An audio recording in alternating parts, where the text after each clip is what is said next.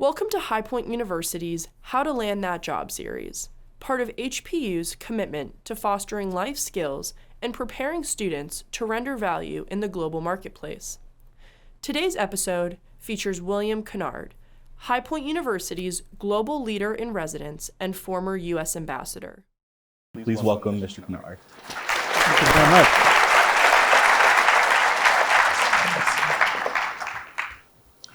So, Mr. Kennard, I guess let's get right to it.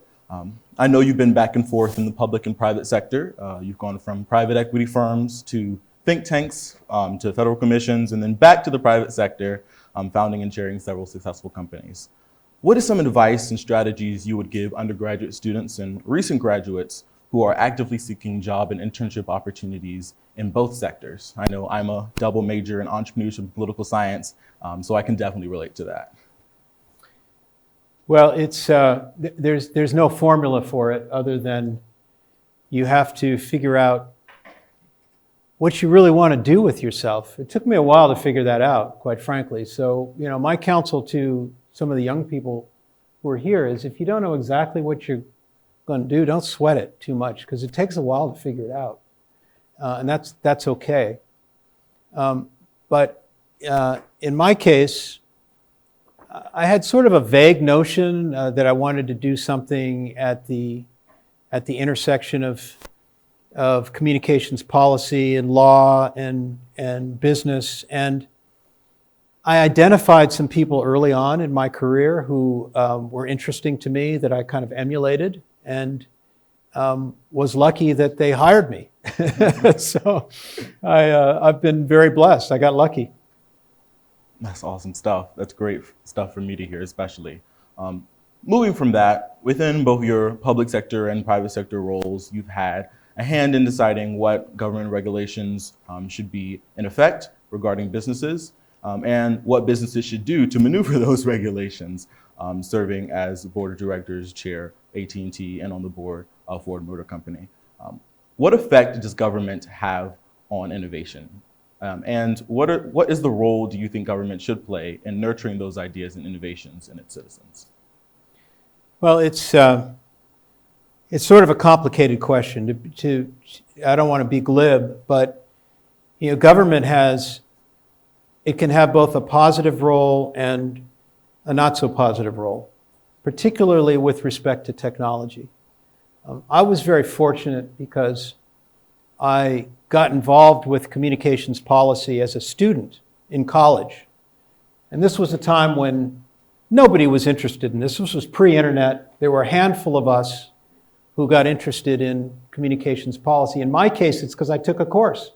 Had a very dynamic professor. He was a law school professor, but taught one course a semester for undergrads. And it was a course on communications policy. And I took it, and for some reason, I was just interested in it. And so I decided that if I was interested in communications policy, the best thing to do would be to go to law school, go to Washington, which is where most people who practice communications law and policy end up.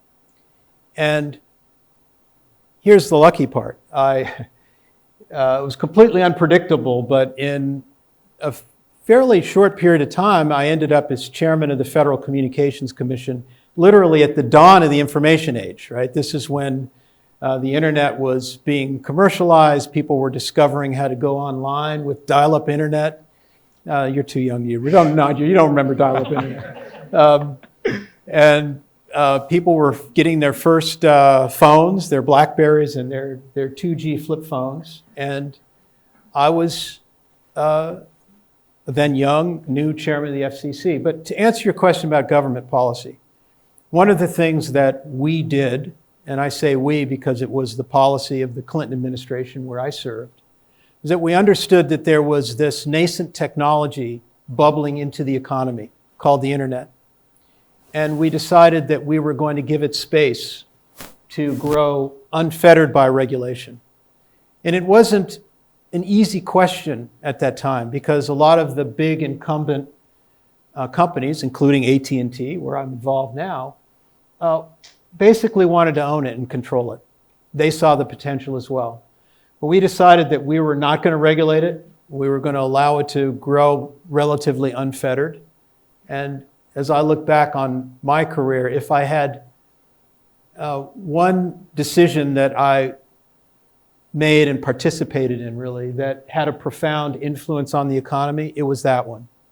As chairman of the FCC, we decided not to regulate the internet in its infancy and impose on it the kind of telephone-like regulations that had defined the wireline phone industry for 70 years at that point.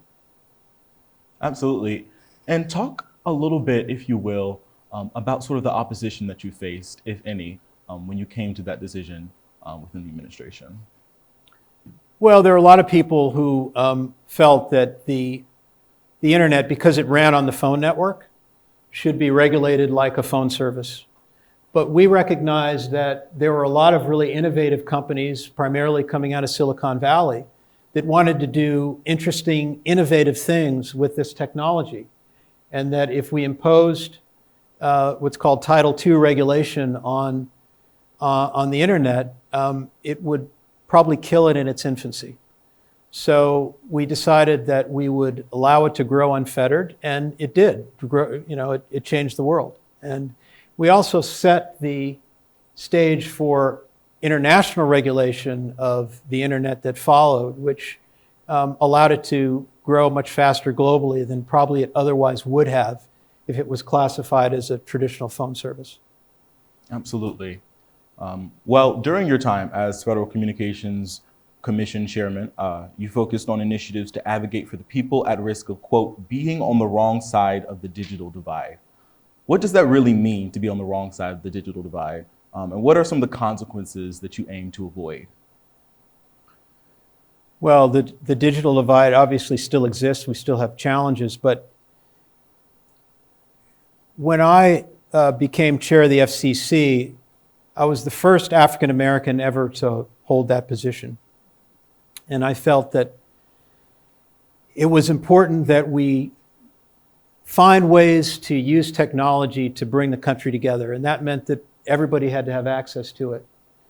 And one of the first things I did in that job was I told my staff, I want to get out of Washington, I want to travel, I want to see how technology is influencing the lives of people around the country.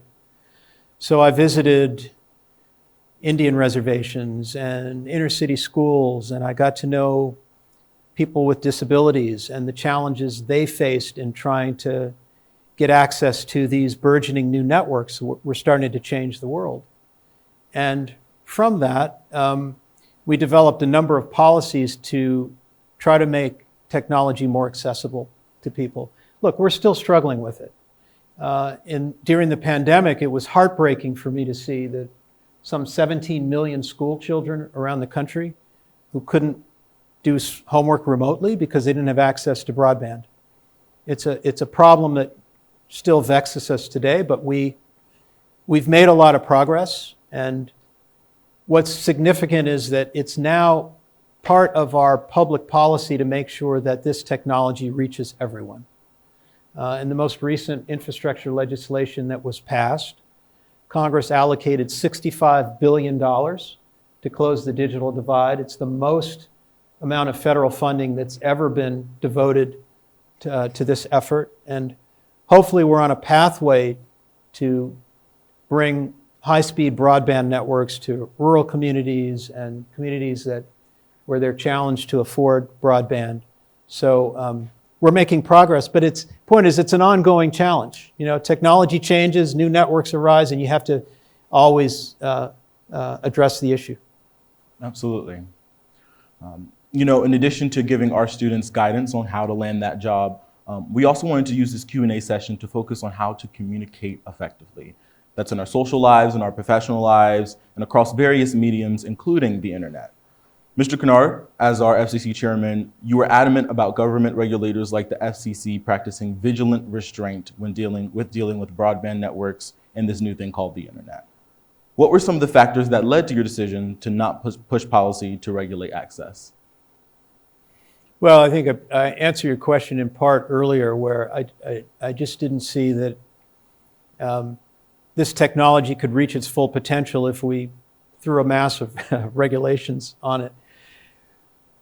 But now, fast forward, 20 years, and we've seen the rise of these enormous tech platforms like Google and Facebook and Amazon, and no question about it, they have their own competitive issues that we're now dealing with. And the point is that regulation has to change. It has to be nimble. And there are now a lot of concerns about people's personal privacy, about misinformation on social media, about its impact on our children. And so, government is usually a little late, but there is a response. People are recognizing that the technology that is so important to our everyday lives has great benefits, but it also has some not so good benefits, and there is an appropriate area for government to respond. Awesome. Mr. Kennard, you serve on the boards of MetLife, Ford Motor Company, Duke Engineering, and Duke Energy, my apologies, and serving as the chairman of course, AT&T Board of Directors. And in the past, you've sat on the boards of the New York Times, Sprint Corporation, and of course, you serve as HPU's global leader in residence. Within these crucial advisory and leadership roles, how do you provide that leadership and that guidance to these various companies? And what qualities do you look for when considering others for leadership positions? Well, as I talked earlier to some of the students about leadership,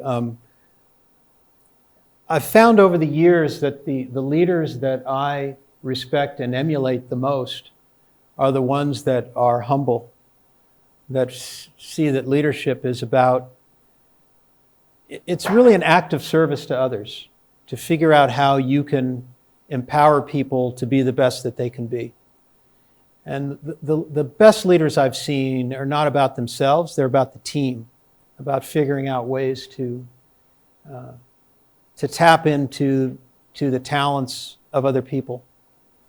And one of the great quotes that I read not long ago, David McCullough said that the interesting thing about selflessness is that it's the best thing you can do for yourself.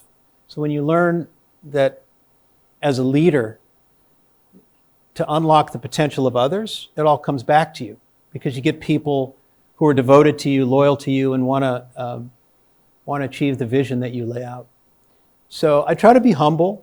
I mean, it may not be that all the time. My wife may disagree with me from time to time, but I try to be humble, and I try to listen, and I try to encourage that in others.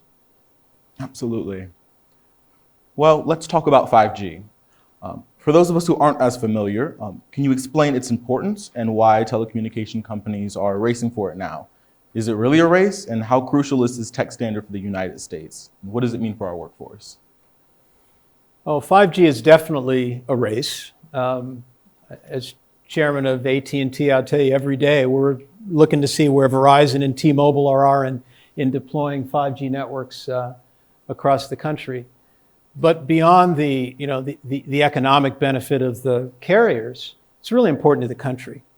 Because when you think about each evolution of technology in the wireless space, we started with 2G. Those were your flip phones. And we had 3G when people started to use their phone as a web browser. And then 4G, which was pretty revolutionary because it allowed phones to incorporate applications like GPS. And that enabled a whole plethora of new business models like Uber and Lyft and DoorDash and all the web apps on your phone that can sense where you are and tell you what the weather is. 5G will be the same. I can't predict all the applications that are come, but believe me, they're coming. Some of the early glimpses of 5G that we see that are significant are virtual reality. Because what 5G does is they're fast networks and they're low latency, meaning they communicate very quickly. So that allows applications that are not possible over your 4G phones. Virtual reality is one. In the enterprise business uses, we're seeing interesting developments around robotics, for example, and telemedicine, autonomous vehicles, collision detection in cars, lots of things that we're just beginning to see that 5G will definitely accelerate. And how do you think that'll impact our workforce within the United States? Is that a positive effect overall? Is that a negative effect? Positive for sure. I mean, what's really fascinating about 5G is that it will enable efficiencies in the workforce that we haven't seen before, robotics in particular.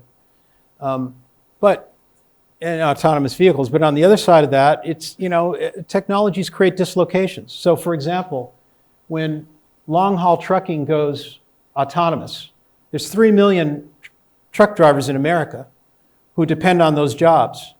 And when trucks become robots, what are those people going to do, right? And we have to think about that. Technology has its collateral consequences to the workforce. And one of the things I think we haven't been that great about as a society is understanding those impacts and making sure that to the extent working people are dislocated by technology, we find a way to retrain them and find other things for them to do productively in the workforce. And do you think where we are right now, we are moving on a path to tackle those problems? No, I don't think so.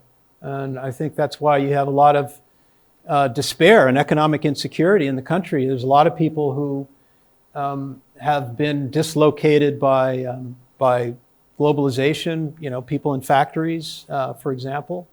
And, I'm not suggesting you can take a steel worker who's lost their job and teach them how to code, right? But you got to care about that person.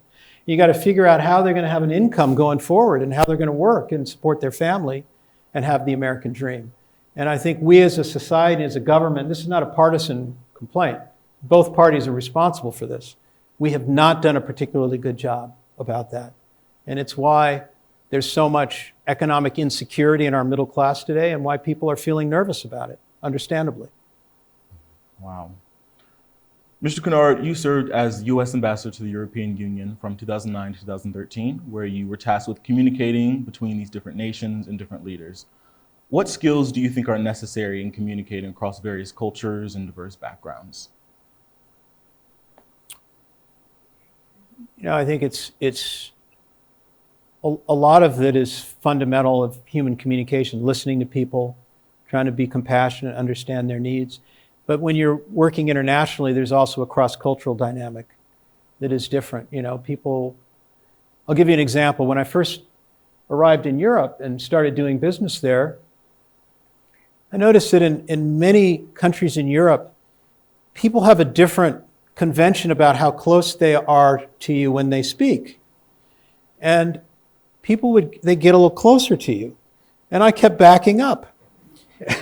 And finally, my deputy, who was a very experienced diplomat, he said, "Bill, don't do that. They're going to be a little closer to you, but it's okay. You've got to get comfortable with that." So it's just a small little anecdote, but there's lots and lots of things that you have to learn as an ambassador to understand the local conventions and cultures. And looking back in hindsight, would you say that you were prepared to go into that job the minute you stepped on? No. No.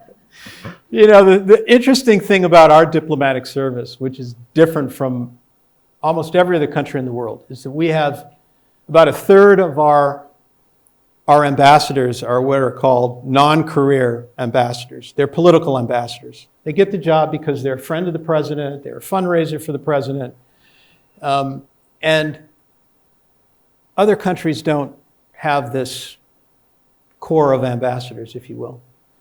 So I arrived in Europe as a first-time diplomat in a fairly high-profile, important post, the European Union. It's our biggest economic partner. And I had to do business with my counterparts who had been ambassadors their entire careers, trained in the diplomatic service. By the time they reached the pinnacle of success for them, which was their country's ambassador to the EU, particularly the European countries, they were the top of their game, right? And so I'm learning on the job, right? But you do learn that the State Department has a core of career diplomats that are very experienced, very expert, and they prepare you. It's just like any new job. You have to be humble and know what you don't know, and you figure it out. I want to touch on values quickly. We have a quote you'll find on the HBU Promenade from Roy E. Disney, and it says, "When your values are clear to you, making decisions becomes easier." HBU teaches our students that values are important to have and to stand on. When interviewing for a job, how important would you say it is that our values align with that of our companies? And should we be upfront about our values during the interview process? Absolutely. When you're trying to land a job, remember it's not only about getting the job, it's getting the right job for you. And I think it's completely appropriate for you, particularly early in your career, to ask questions of the interviewer about what are your corporate values? How do you live your values every day? And understand how those values are manifest in how the company operates. I actually think people will appreciate you asking those questions because it shows that you are not interested in taking any job. You want to go to a company that is right for you and has the values and culture that you'll feel comfortable with. And what would you say to the students that say, man, this is the perfect job, 95%, but the values don't match up? Do you say go away? Do you say find another one? What would you say to those students? I would say keep looking. Look, I mean, it's job market is what it is, and it's hard to when you're first starting out. But those first jobs are really important. My first job out of law school, I was hired by a guy who would become my mentor, lifelong friend, and he invested in me in ways that were extraordinary. He taught me how to manage my time. He sent me to public speaking courses. He had a writing coach for me. And those things changed the course of my career. We ultimately became law partners and worked together for almost a dozen years until I left to go to government, and we're still close friends today. So you're investing in your career, so it's important that you work for people and seek out people who are going to invest in you and give you what you need. And if you're not getting it, you got to change jobs. Look, I've changed jobs a lot. I'm on my 5th or 6th career. Everyone's been wonderful, right? But it's really important that if you're not getting the mentorship that you need and people aren't investing in you, find it somewhere else. Really important. It's wonderful advice there. HBU has surveyed C-suite executives to find out if they desire life skills or technical skills when they're looking for new hires. The large majority say they prefer life skills. If you agree with that, how should a desire for life skills influence the way a person prepares for resumes for the interview? And on top of that, what would impress you in a one-on-one interview? Well, obviously life skills are super important. It's one of the reasons why High Point University has created a model for higher education, which I find really compelling, which is they're teaching students not only the academics, the fundamentals of their fields, but also the importance of how to write a resume, how to interview, how to seek internships. This is something that's really missing in most universities today, and I credit Dr. Cobain and his team for really pioneering a different way of modeling higher education, which is much more customer friendly. I'm a parent. This is what we want for our kids, right? We don't want them just to have the academic degree. We want them to be useful in the economy. And that's what people are getting here at High Point. It's super impressive to me. And one of the things I find when I interview young people is I always look for something I think it's really important. Is a lot of people come in and they want to learn about the job. What do I have to do? What are the hours like? What's the day to day? That's important. But the most important thing I want to hear is they want to appreciate what is the mission of the organization? What is the higher purpose? What are you trying to accomplish? Because it tells me that they're not task-oriented, just the day-to-day. They want to look beyond, and they want to grow with the organization. And I think that's some of the lessons that are taught here at High Point University. Yes, and I think that ties in beautifully with what you said earlier about making sure that your personal values align with that of the company that you're applying Absolutely. for. Mr. Kennard, a final question for you. High Point University's president, Dr. Nito Qubein, often says, out of adversity comes abundance. He then goes to talk about the difference between a productive success and an unproductive failure. Messed that up. He then goes on to talk about the difference between an unproductive success and a productive failure. Mr. Kennard, how do you manage your failure? And do you have an example that you could share about how you applied what you've learned from that failure to a future success? Well, if we're going to talk about my failures, we need more time. I've had a number of them. But, I think the biggest challenge for me was when I moved from being a practicing lawyer and general counsel into a highly political job when I became chairman of the FCC. And, politics in Washington is a blood sport. It's gotten even worse since I was there. And there were times my first year as chairman when I didn't think I was going to make it. And I remember going home and talking to my wife and saying, I don't know if this is a good fit for me. This is really hard. I mean, I had members of Congress calling for me to resign and, planning stories about me in the press. I mean, it's tough. It's ugly, but I rallied because I got good advice from the mentor, the guy I was talking to you about. He said, Bill, what you need is a kitchen cabinet. And he pulled together a group of political insiders who were very savvy, had been in Washington a long time, in the rough and tumble politics of Washington, which I had not been involved in. Governor Ann Richards, God bless her, was one of them. She became a really significant mentor of mine. And they schooled me, right? And they said, you got to stop thinking about things like a lawyer, and you got to start thinking about things as a politician. That made a big difference for me. And, it helped me to get through it. Absolutely. Well, Mr. Kennard, thank you so much for sharing your insights with us. And we're now going to transition to the audience portion of the Q&A. Thank you. Great. Thank you.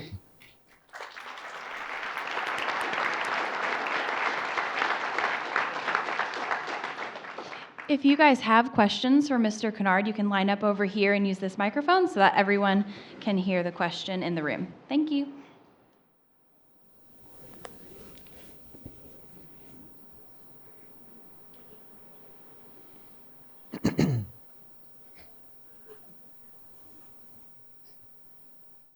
Hey, nice to meet you. My name is Brad Sobelman. So I'm actually studying law right now. And do you have any tips for a future lawyer? So any good advice you give me?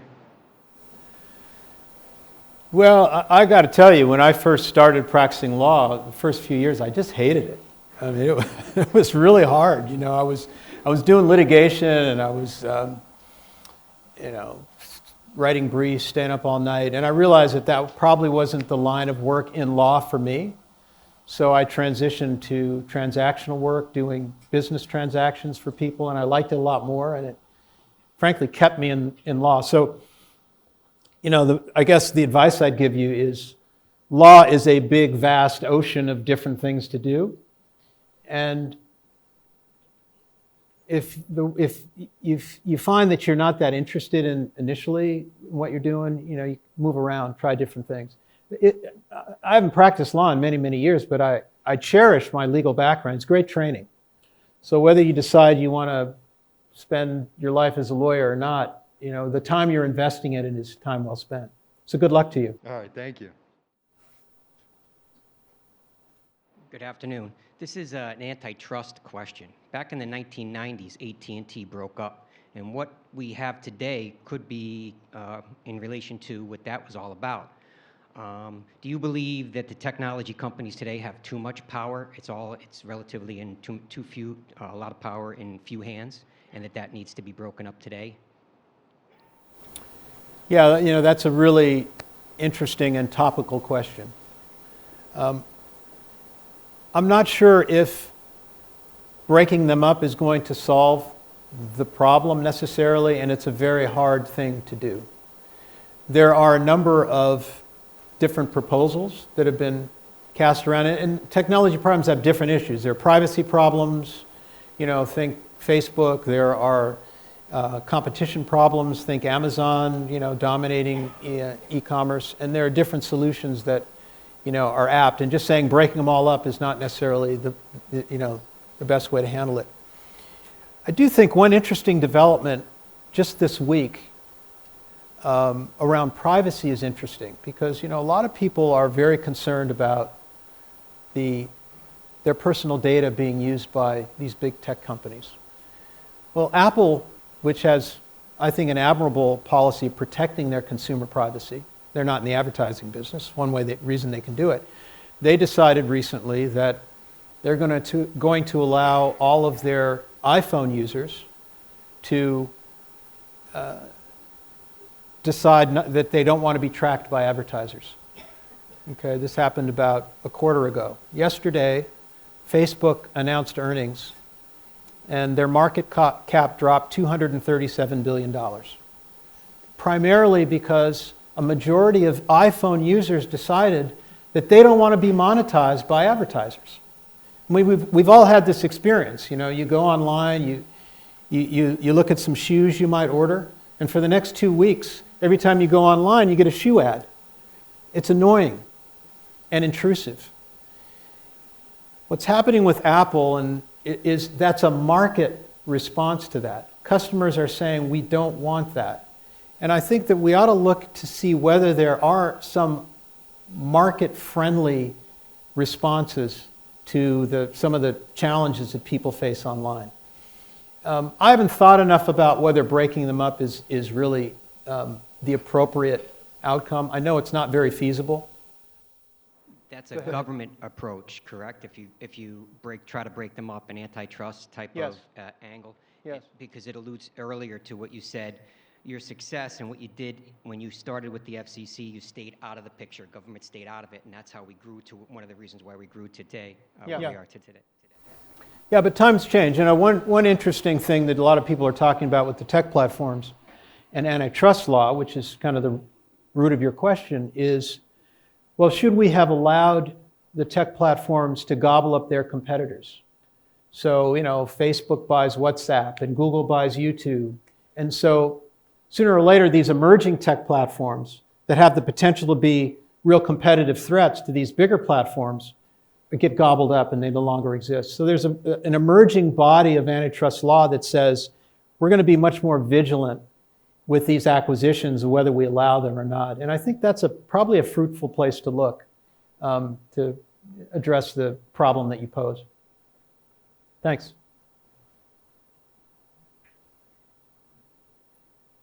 Hi, interesting enough, he asked the exact same question that I was going to ask. Oh, okay. So that said, the only small question I have, I notice you have big hands. Did you ever pitch? I'm an old scout coach. I'm an old baseball scout coach, and the whole time I've been watching your hands, I'm like, his hands would be great for a major league pitcher. Wow. You'd think with these hands I'd be like 6'3". I don't know what happened, but He would have been a great pitcher. But maybe in another life. Thanks. Yes, ma'am.